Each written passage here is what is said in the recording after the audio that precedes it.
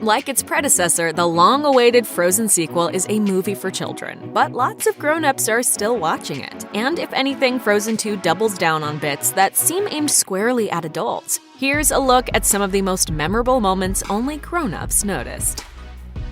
This is it, the moment you've been waiting for. Elsa finally comes out of the closet. Just kidding, she definitely doesn't, but Frozen 2 does throw in a scene that seems to hint that Elsa could possibly be gay, even if it mainly just comes across as Disney throwing a bone to fans who were hoping for some concrete proof of her sexuality. In the film, Elsa and company venture to an enchanted forest in the hopes of lifting a curse that has left the Northuldra and an Arendellian army unit trapped in the forest for over 30 years. While staying with the Northuldra, Elsa sits by a fire with a young Northuldra woman named Honeymaren. The two have a conversation about the spirits in the forest, and they learn that they share a bit of history thanks to a song Elsa's mother sang to her when she was young. Their interaction comes across as a very flirty meet-cute, and while it may fly right over kids' heads, any adult can interpret this as Disney's very safe attempt at trying to hint at Elsa's sexuality. Ultimately, their interaction goes nowhere and they don't speak again for the rest of the film, making the tension-filled scenes something of a disappointment for the fans who were hoping for Elsa's big coming-out party.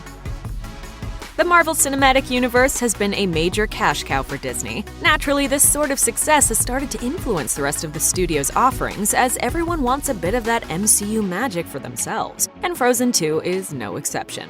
Very early in the movie, there is a big battle scene between the Arendelle army and the Northuldra. This is followed by a ton of action scenes, far more than the first Frozen film. Frozen 2 is practically an action movie, and most of the action feels very big and MCU-esque. Then there's the direct reference. Near the end of the film, Elsa becomes frozen solid. As a result, any magic she created begins to disappear. This includes Olaf, who begins flurrying, as in pieces of snow start flaking off of him and floating away. It looks exactly like the dusting that occurs in Avengers Infinity War, and at one point Anna even cradles the disintegrating Olaf in her arms, just as Iron Man cradled Spider-Man. You half expect Olaf to say, "I don't feel so good, Mr. Stark," before he disappears completely.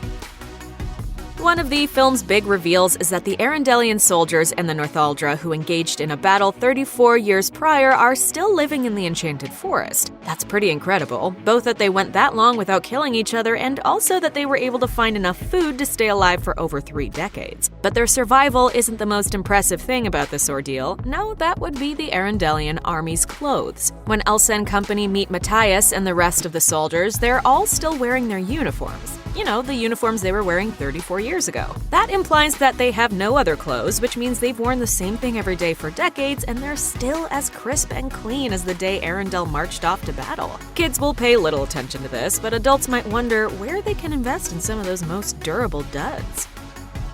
We don't know exactly what Anna and Kristoff get up to in the bedroom, but Frozen 2 makes it clear that the new Queen of Arendelle has at least one major kink. At the end of the film, some of the characters dress up in some fancy duds to celebrate Anna's coronation. The clothes look great, but Kristoff hates them, finding them uncomfortable. "You get this for 1 hour," Kristoff tells Anna. "That's okay," Anna purrs. "I prefer you in leather anyway."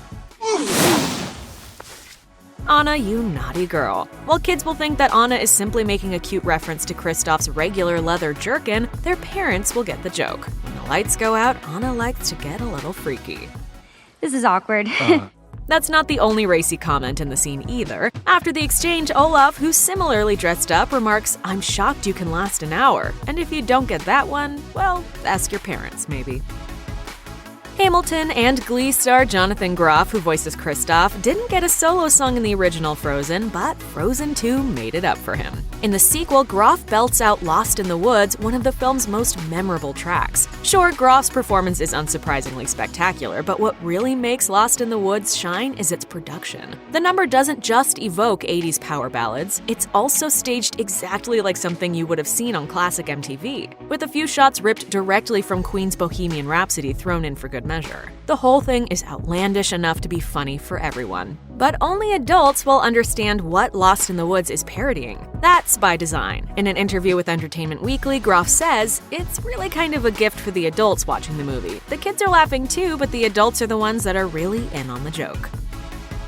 Yes, it's true, in Frozen 2, Elsa and Anna wear pants. As co-director Jennifer Lee points out, that makes sense. As the filmmaker put it to the Los Angeles Times, "Of course you're going to wear pants when you hear the words Enchanted Forest." Frozen 2 is a rough and tumble adventure and its heroes are princesses. They should be allowed to wear whatever they want. And yet, over the course of Disney's history, that hasn't always been the case. Aside from Mulan and Aladdin's Princess Jasmine, every other Disney princess has been confined to dresses or skirts. Even Anna and Elsa were stuck in long flowing gowns in the first Frozen and only got to wear more practical attire when the sequel rolled around. According to Walt Disney Animation Studios president Clark Spencer, switching up the duo's wardrobe was a way to bring modern sensibilities into a fairy tale world, and a proclamation that there is more than one way to be a princess. Kids probably won't notice the change. Those of us who grew up on classic Disney features, though, we know it's a big deal.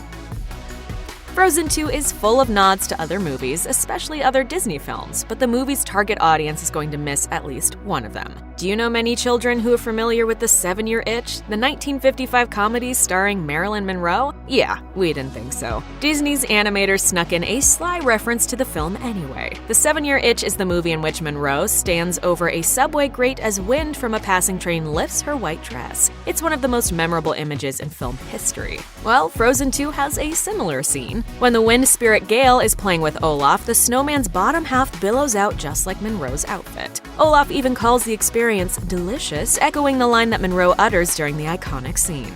Oh, do you feel the breeze from the subway?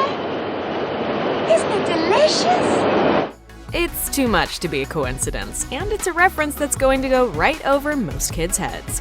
Check out one of our newest videos right here. Plus, even more Looper videos about your favorite Disney movies are coming soon. Subscribe to our YouTube channel and hit the bell so you don't miss a single one.